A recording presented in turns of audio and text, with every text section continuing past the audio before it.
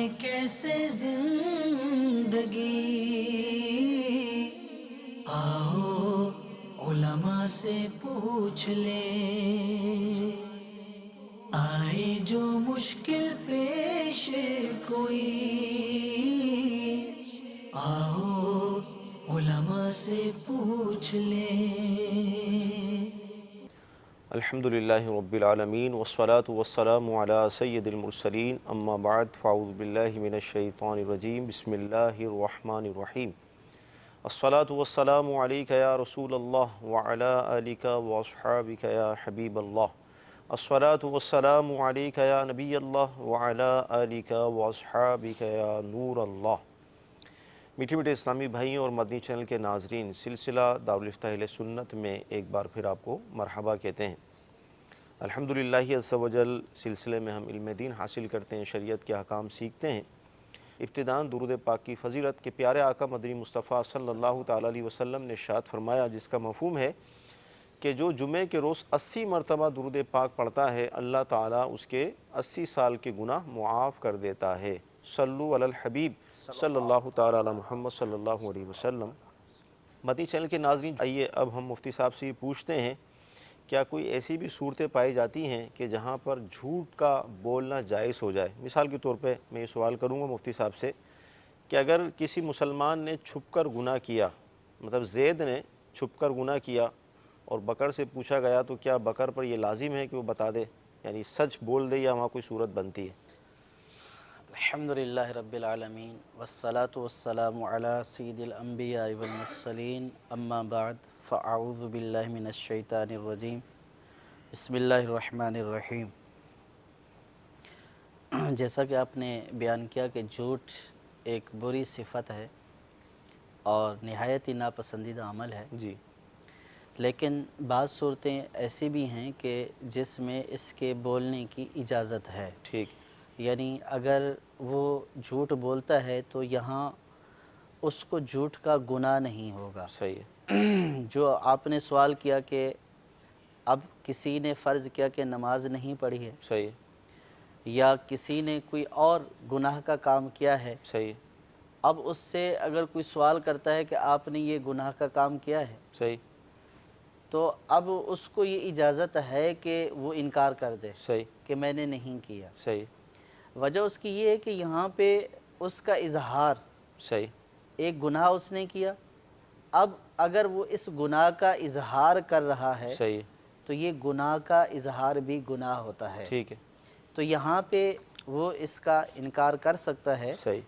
لیکن اس میں بعض معاملات کا استثناء ضرور ہے کہ کہیں شہادت دینی ہے صحیح، اور جو ہے وہ کہیں تربیت کا معاملہ ہے، صحیح، تو وہاں پہ اگر کوئی شخص یہ پوچھ رہا ہے کہ ایسا کیا ہے یا ایسا ہوا ہے، تو اب بعض صورتوں میں اس کو بھی مد نظر رکھا جائے گا صحیح، کہ اس کا یہ چھپانا یہ بہتر ہے یا اس کا بتانا بہتر ہے، صحیح، یعنی صورت کون سی ہے۔ صحیح ہے، ایک عمومی طور پر تو یہی ہے کہ گناہ کیا ہے تو اب گناہ کا اظہار نہیں کرے گا۔ صحیح ہے، کسی نے پوچھا کہ آپ نے چوری کی ہے، صحیح، تو اب اس چوری کا یہ اظہار نہیں کرے گا صحیح، کہ یہ اظہار گناہ ہے۔ صحیح، لیکن بعض صورتیں اس میں ہو سکتی ہیں کہ جہاں پہ اظہار جو ہے وہ کرنا زیادہ مفید ہوگا، صحیح، اور جیسے فرض کیا کہ کوئی ایسی صورت ہے کہ اب بعض اوقات یہ ہے کہ ایک تو خود کیا، صحیح، ایک یہ کہ کسی دوسرے کو کرتے ہوئے دیکھا، صحیح، اب یہ اس کے اوپر اس کو قیاس کر لے صحیح، کہ جو ہے وہ اس کا وہاں پہ دوسرے مسلمان کا نقصان ہو گیا، فرض کیا کہ چوری کی ہے، اب اس سے شہادت مطلوب ہے، صحیح، تو اب یہاں پہ یہ بولے کہ اس کا عیب ظاہر ہوگا یا جو ہے وہ گناہ والی بات ہوگی، تو یہاں عیب تو ظاہر ہوگا لیکن اس کے مقابلے میں دوسرا شرعی تقاضا بھی موجود ہے، صحیح، تو لہٰذا اس بات کو ہر صورت کے اوپر قیاس نہ نہیں کر کر لیا سکتے، جائے۔ صحیح، ہاں، اگر آپ نے ایسا کیا ہے تو صحیح، اس صورت میں آپ انکار کر سکتے ہیں، صحیح، اور یہ حقیقتاً خلاف واقعہ بات ہے، یعنی صحیح، جھوٹ وہ ہوتی ہے کہ جو خلاف واقع بات ہوتی ہے، ٹھیک ہے، یہ خلاف واقع بات تو ہے، لیکن یہاں پہ شریعت نے اس کی اس طور پر اجازت دی ہے کہ اس کے اظہار پر چونکہ گناہ ہے، صحیح، اس کو چھپانا ہی چاہیے، صحیح، لوگوں کے سامنے فخریہ بیان نہیں کرنا چاہیے، صحیح، اب اگر چھپاتا ہے تو اس چھپانے کا گناہ اس کو نہیں ہوگا۔ ٹھیک ہے، یعنی اگر کسی مسلمان کا حق مارا جا رہا ہے یا ایسی صورت بن جاتی ہے تو وہاں پر اظہار کرنا ہی اس میں یعنی کہ یہ ہے کہ اس صورت کے اوپر کسی دوسری صورت کو قیاس نہیں نہ کر سکتے. کیا جائے. ٹھیک ہے اور بھی اس کی مزید صورتیں ہو سکتی ہیں. ٹھیک ہے. اچھا اگر سچ بولنے میں فساد کا اندیشہ ہو تو وہاں پر کیا کریں؟ اگر سچ بولنے میں فساد کا اندیشہ ہو اور واقعی ایک یعنی کہ ظن غالب ہو کہ سچ بولیں گے تو یہاں پہ فساد ہوگا. صحیح. جیسے فرض کیا کہ دو میاں بیوی کے درمیان ہی مسئلہ چل رہا ہے کوئی. صحیح. اب اگر جو ہے وہ دونوں فریقوں میں سے کوئی پوچھتا ہے صحیح. کہ اس نے کیا بولا تھا صحیح. میرے لیے. صحیح. جیسے فرض کیا کہ بیچ میں صلح کرانے والا شخص ہے. صحیح. اب وہ جا کر ایک فریق سے بات کرتا ہے پھر دوسرے فریق کے بعد پاس آتا ہے. صحیح. تو اب اس سے یہ سوال کیا جاتا ہے کہ اس نے کیا بولا ہے. صحیح. یا میاں بیوی سے ہٹ کر بھی کوئی ایسا معاملہ ہے کہ جس میں اس کو مطلب ظن غالب ہے اس کا کہ ہاں اس کے یہاں سچ بولنے سے فساد ہوگا، فتنہ ہوگا صحیح. اور ضرر جو ہے وہ واقع ہوگا. تو اس صورت میں اب یہ اگر جھوٹ بول دیتا ہے صحیح. تو یہاں جھوٹ بولنے کی اجازت ہے اس معنی میں کہ گناہ گار نہیں ہوگا. صحیح. لیکن اگر اس کو شک و شبہ ہے صحیح. کہ سچ بولنے میں فساد ہے یا جھوٹ بولنے میں فساد ہے صحیح. تو اب جو ہے شک و شبے والی صورت میں اس کا جھوٹ بولنا گناہ ہوگا. صحیح. یہ جھوٹ جو ہے وہ گناہ والا جھوٹ شمار ہوگا. صحیح. نہیں بعض اوقات ایسا ہوتا ہے نا جیسے آپ نے ظن غالب کی جو مثال ارشاد فرمائی، یہ مطلب اس سے جھوٹ والی بات سے ہٹ کر عرض کر رہا ہوں کہ جیسے کوئی بھی ایسا معاملہ ہوا تو ہم خود ہی فیصلہ کر لیتے ہیں کہ یار عوام کو پتہ چلے گا تو عوام متنفع ہو جائے دیکھیں گی. اس میں بہت ساری صورتیں ایسی ہیں جی.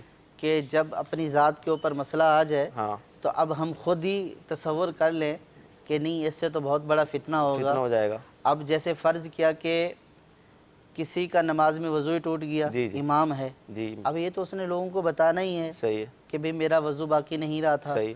آپ اپنی نماز ادا کر لیں. صحیح. اب فرض کیا کہ کوئی ایسا واقع ہو گیا یا اس نے کسی کو ذکر کر دیا، اب لوگ پوچھتے ہیں کہ ایسا ہوا تھا. صحیح. اب بولے میں بتاتا ہوں تو فتنہ ہوگا. ایسی صورت نہیں ہے. صحیح. یعنی کہ کون سی صورت ہے، یعنی ایک صورت شریعت نے بیان کی ہے. صحیح. یہ کہاں کہاں منطبق ہو سکتی ہے، کہاں کہاں یہ صورت مطلب استعمال ہو سکتی ہے، صحیح.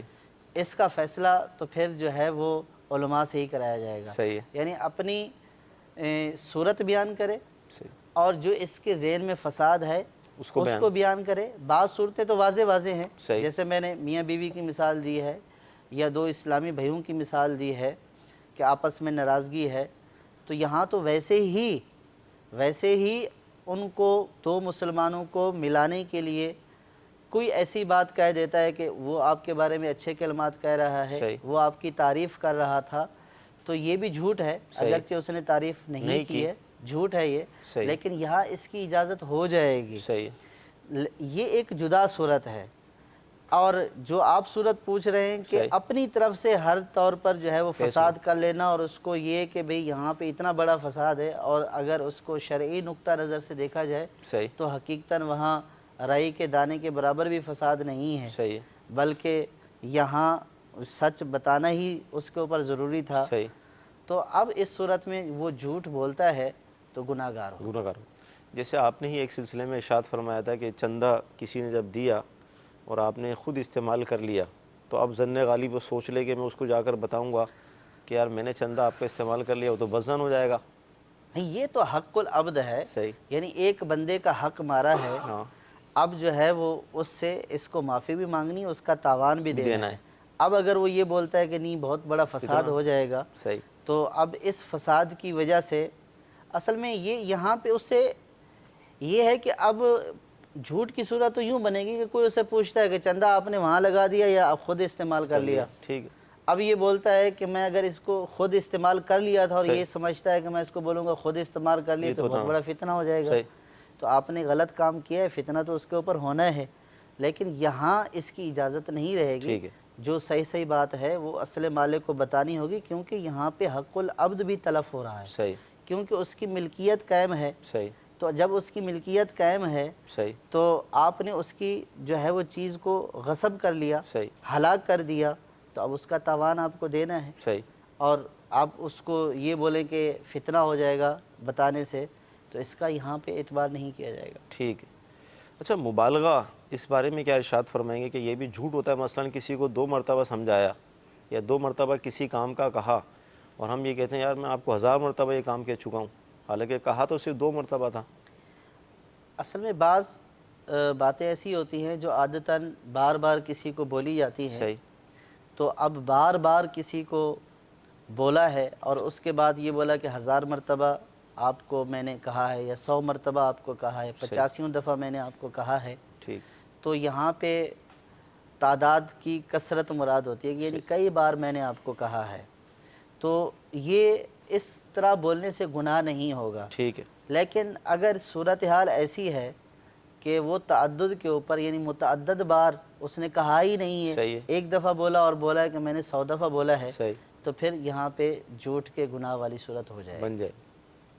تو مدنی چینل کے ناظرین، ابھی مفتی صاحب نے جو کلام فرمایا آپ نے سنا کہ یعنی بہت ساری چیزوں کا فیصلہ ہم خود ہی کر لیتے ہیں، لیکن علماء کی، علم دین کی ہمیں حاجت پڑتی رہے گی، بار بار پوچھنا پڑے گا۔ یہ سلسلے اس لیے رکھے جاتے ہیں تاکہ ہماری معلومات میں اضافہ ہوتا رہے۔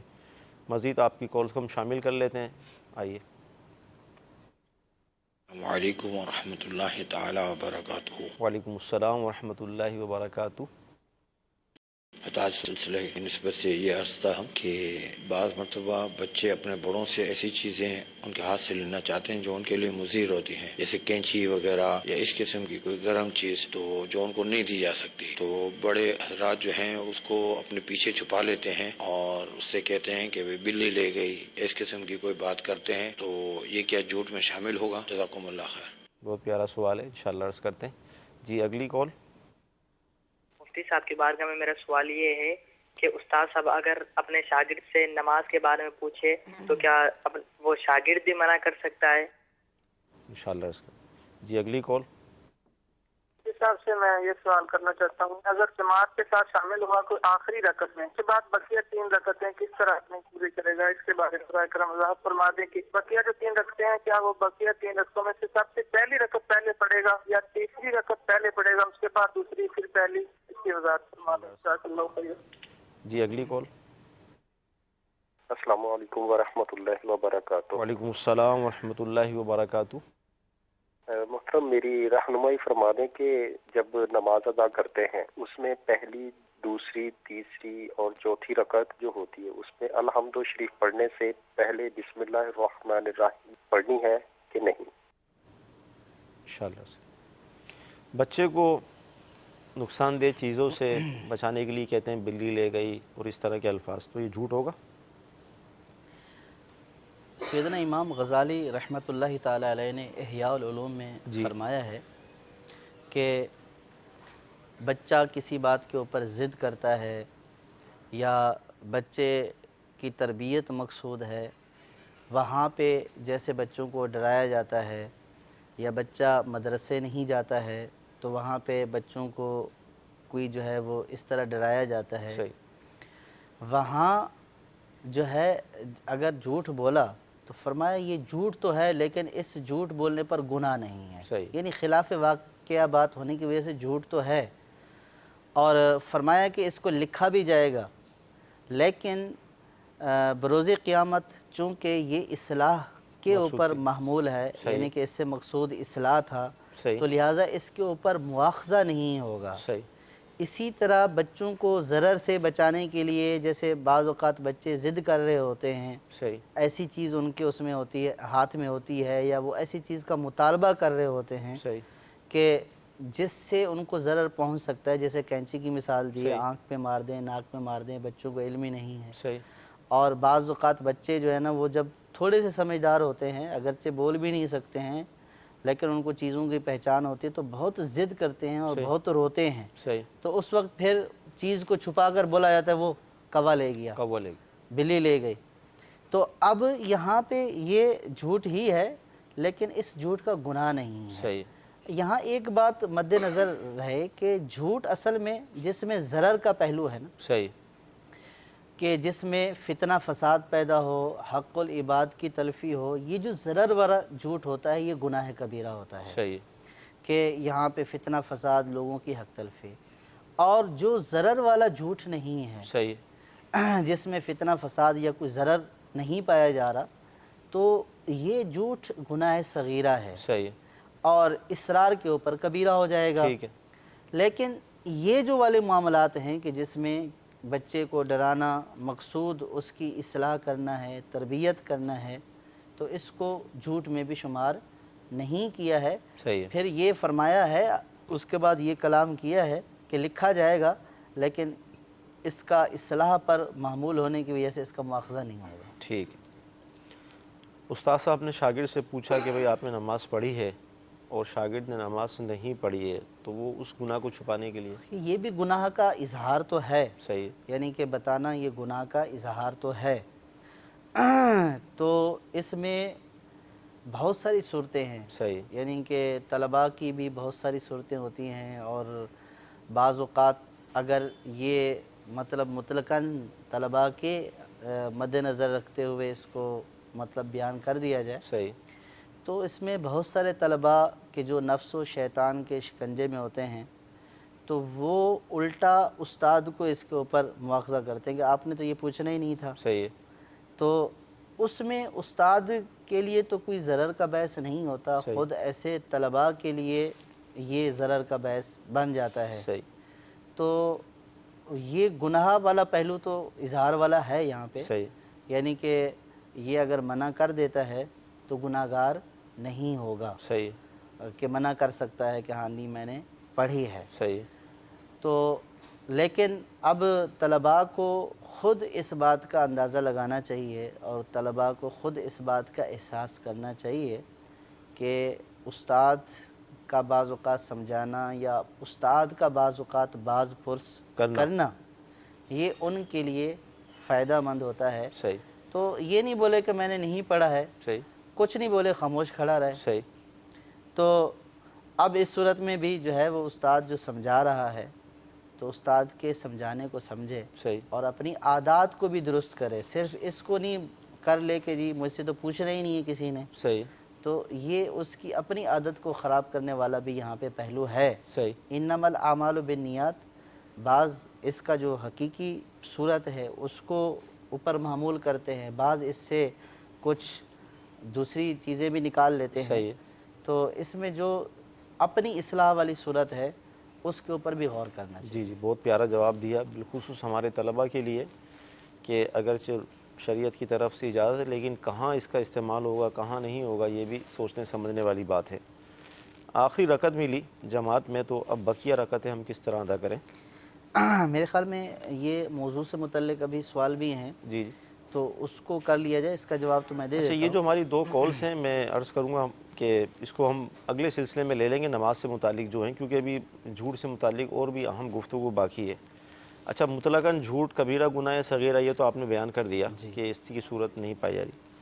توریہ کیا ہوتا ہے؟ یعنی جھوٹ کی کوئی ایسی قسم پائی جاتی ہے اس کو ہم توریہ بھی کہتے ہیں؟ توریہ کا مطلب یہ ہوتا ہے کہ لفظ کا جو ظاہری معنی ہے جی جی کہ آپ نے بولا ہے وہ معنی ظاہری معنی غلط ہے، صحیح لیکن اس کا ایک دوسرا معنی بھی ہے صحیح جو ظاہری معنی نہیں ہے۔ ٹھیک ہے اب بولنے والا اس کا ظاہری معنی مراد نہیں لے رہا، صحیح بلکہ بولنے والا اس کا دوسرا معنی مراد لے رہا ہے جو صحیح ہے۔ صحیح ہے جیسے کسی نے کسی کو بولا کہ آپ نے کھانا کھایا، صحیح یا اس کو دعوت دی کہ آپ کھانا کھا لیں، صحیح اب یہ کہتا ہے کہ میں نے کھانا کھا لیا، کھا لیا، اب اس کا ظاہری معنی تو یہ ہے کہ ابھی یہ والا کھانا کھا لیا، ابھی والا کھانا جو ہے کھا لیا ہے، رات کا ہے، دوپہر کا ہے، صبح کا ناشتہ اس نے کر لیا، صحیح لیکن یہ اس کا یہ معنی لے رہا ہے کہ ہاں کل میں نے کھا لیا تھا، یا صبح ناشتے کی کوئی دعوت دے رہا ہے تو یہ کہتا ہے میں نے کھا لیا، صحیح، اور مراد لے رہا ہے کہ میں نے کل رات کا کھانا کھا لیا ہے، یا رات کو کوئی دعوت دیتا ہے مراد لیتا ہے کہ میں فجر کا کھانا کھا لیا ہے۔ صحیح تو ایک اس کا یہ پہلو ہے، یہ صحیح پہلو ہے جو وہ بیان کر رہا ہے، اور ایک اس کا واضح اور ظاہری پہلو ہے، صحیح اور ظاہری پہلو یہ ہے کہ وہ اس کو اسی کھانے کے بارے میں پوچھ رہا ہے صحیح اور یہ بول رہا ہے کہ میں نے کھا لیا ہے۔ صحیح تو اب جو ایسا لفظ بولنا یا ایسا جواب دینا کہ جو ظاہر کے اعتبار سے تو غلط ہو، لیکن دوسرے معنی کے اعتبار سے، دوسرے پہلو کے اعتبار سے صحیح ہو، تو اس کو توریہ کہا جاتا ہے۔ توریہ جو ہے وہ حاجت اور ضرورت کے وقت بلا حاجت اور بلا ضرورت جو ہے وہ بغیر کسی شرعی حاجت کے اس کو استعمال کرنے کی اجازت نہیں ہے، ٹھیک، کہ یہ بھی جھوٹ ہی ہو جائے گا۔ صحیح ہے۔ ہاں جہاں پہ اس کی حاجت ہے وہاں پہ اس کو استعمال کیا جا سکتا ہے۔ علماء نے کہا کہ توریہ در حقیقت اس لیے ہے کہ بندہ اپنے آپ کو جھوٹ سے بچا لے، صحیح، لیکن ایسا بھی نہیں ہے کہ ہر جگہ جو ہے وہ توریہ ہی کرتا رہے صحیح، اور یہ بولے کہ بھی میں نے تو وہ مراد لی تھی، ظاہر ہونے کے اوپر بولے میں نے تو وہ مراد لی تھی۔ صحیح ہے۔ اس لیے اس کو حاجت اور ضرورت کے ساتھ مقید رکھا ہے، جہاں پہ حاجت اور ضرورت ہو وہاں پہ جھوٹ سے بچنے کے لیے یہ بات کہی جا سکتی ہے، اس کا دوسرا معنی مراد لیا جا سکتا ہے، تو اس کو جھوٹ نہیں کہا جائے گا۔ صحیح، جیسے اس کی مثال خود نبی کریم صلی اللہ تعالیٰ علیہ وسلم کی حدیث پاک میں ہے کہ نبی کریم صلی اللہ تعالیٰ علیہ وسلم ایک سفر میں تھے، تو نبی کریم صلی اللہ تعالیٰ علیہ وسلم قافلے سے جدا ہو گئے۔ صحیح، تو جو دشمن تھے انہوں نے نبی کریم صلی اللہ تعالیٰ علیہ وسلم کو پا لیا، یا جو لوگ تھے دوسرے قبیلے کے انہوں نے پا لیا۔ انہوں نے پوچھا کہ آپ کون ہیں؟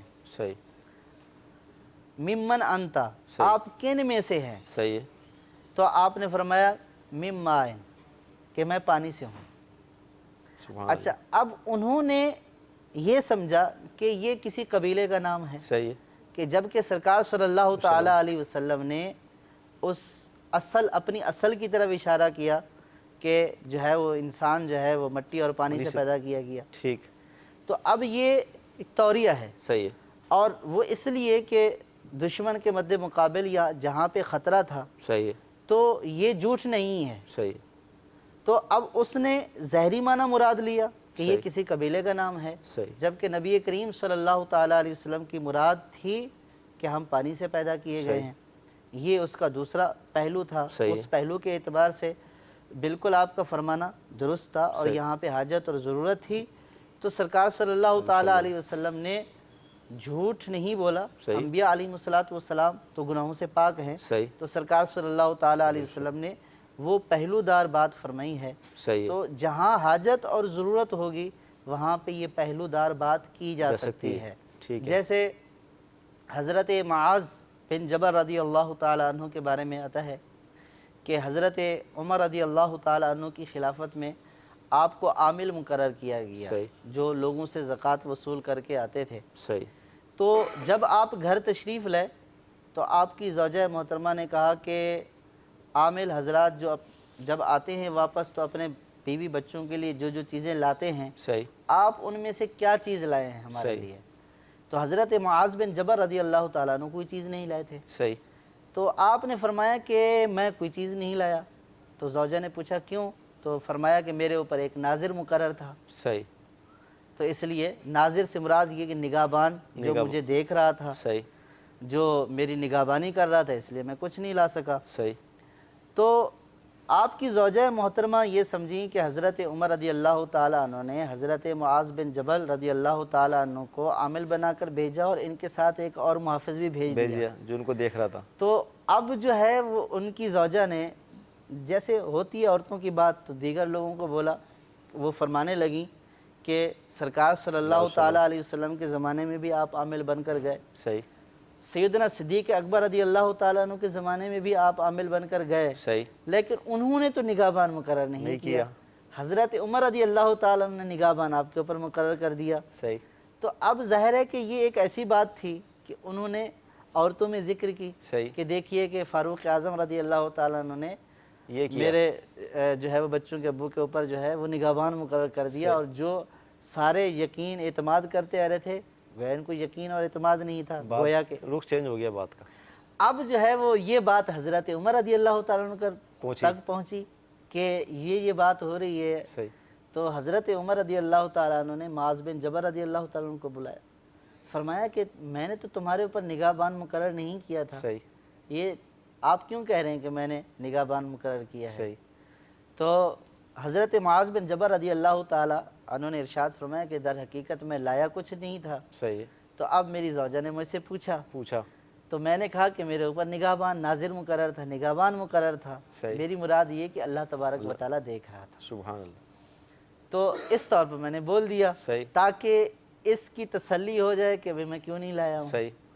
نہیں تو پھر جیسے عورتوں کی عادت ہوتی ہے، باہر سے کہیں سفر سے آتا ہے تو پھر مطالبہ ہوتا ہے کہ گھر والوں کے لیے کیا لے کر آئے، کیا یا کیوں نہیں لے کر آئے، سب لے کر آتے ہیں آپ کیوں نہیں لے کر آئے. صحیح. تو وہ ایک گھر میں ایک انتشار والی صورت ہو جاتی ہے. تو آپ نے اس طور پر اپنے آپ کو بچا لیا. صحیح. تو فاروق اعظم رضی اللہ تعالیٰ عنہ اس پر مسکرا دیے. صحیح. پھر آپ نے کچھ دیا، آپ نے فرمایا کہ یہ جا کر اپنی زوجہ کو دے دو. سبحان اللہ. کیا بات. تاکہ ان کی جو ہے وہ دل جوئی ہو جائے. تو اب یہاں پہ ایک حاجت اور ضرورت والی بات تھی. صحیح. کہ ایک طرف گھر میں انتشار کا اندیشہ تھا. صحیح. تو آپ نے اس موقع پر جھوٹ نہیں بولا. صحیح. آپ نے وہ پہلودار بات کی ہے. صحیح.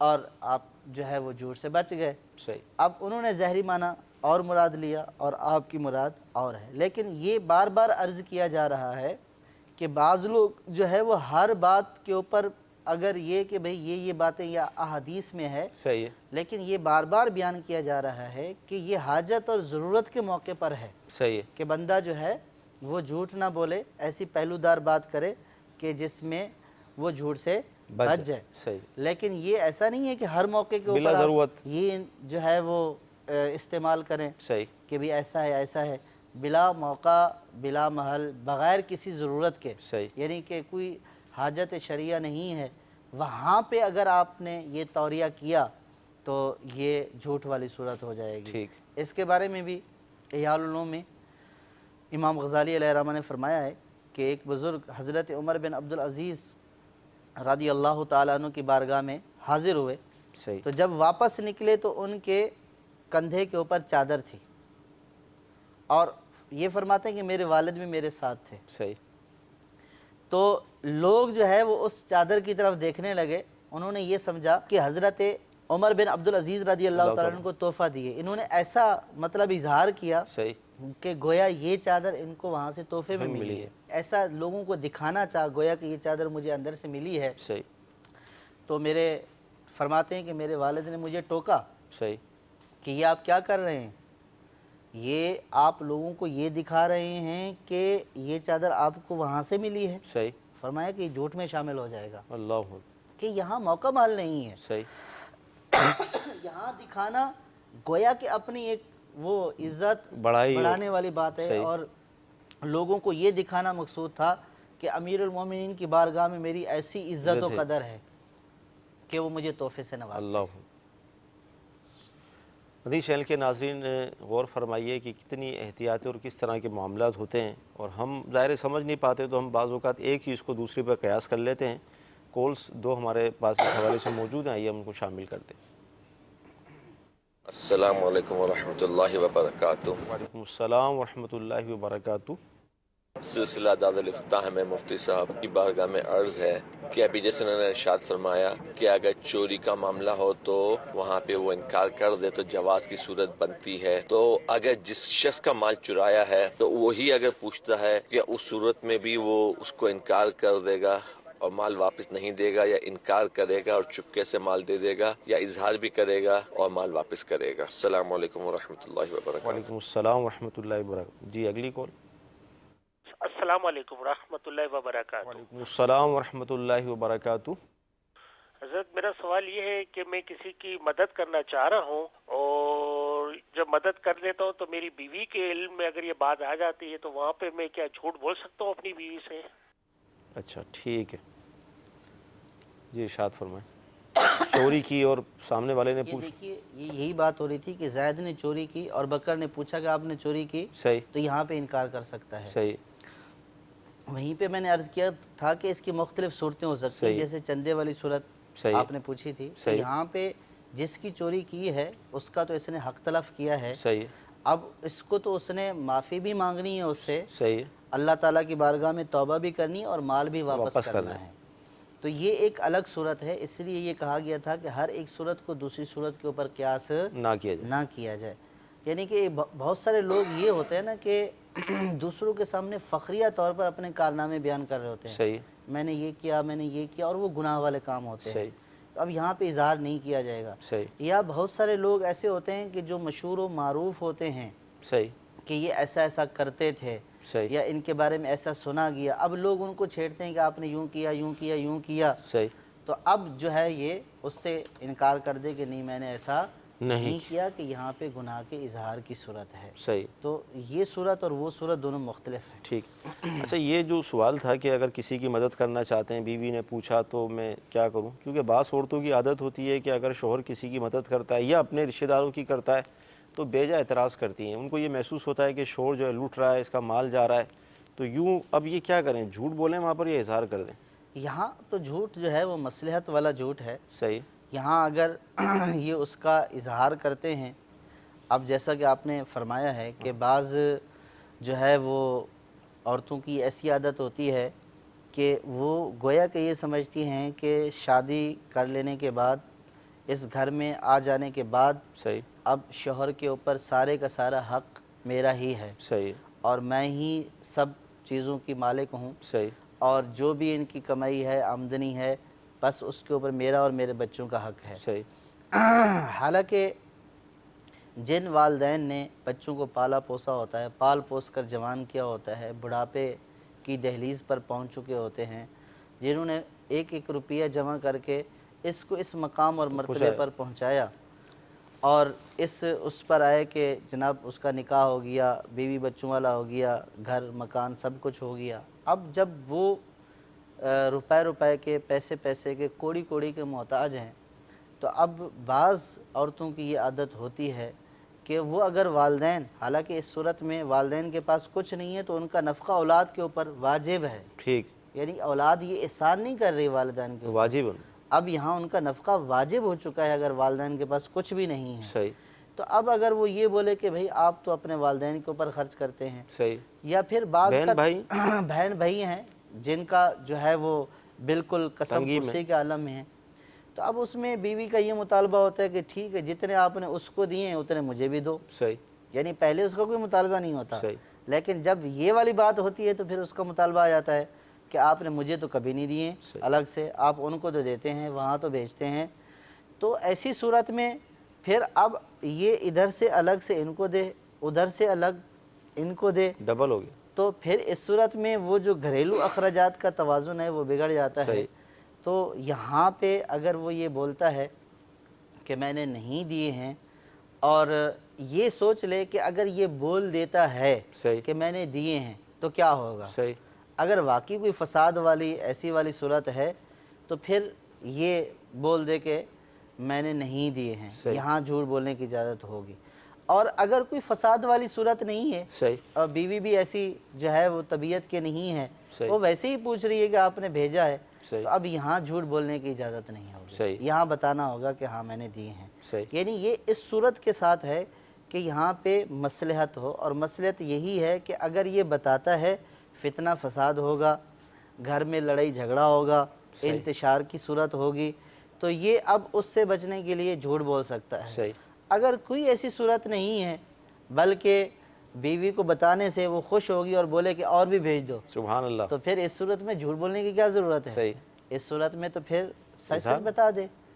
تو یہ جو صورت ہے یہ محسوس ایسی ہو رہی ہے کہ جہاں پہ جھگڑے والی صورت ہو، تو یہاں پہ بولا جا سکتا ہے۔ ٹھیک۔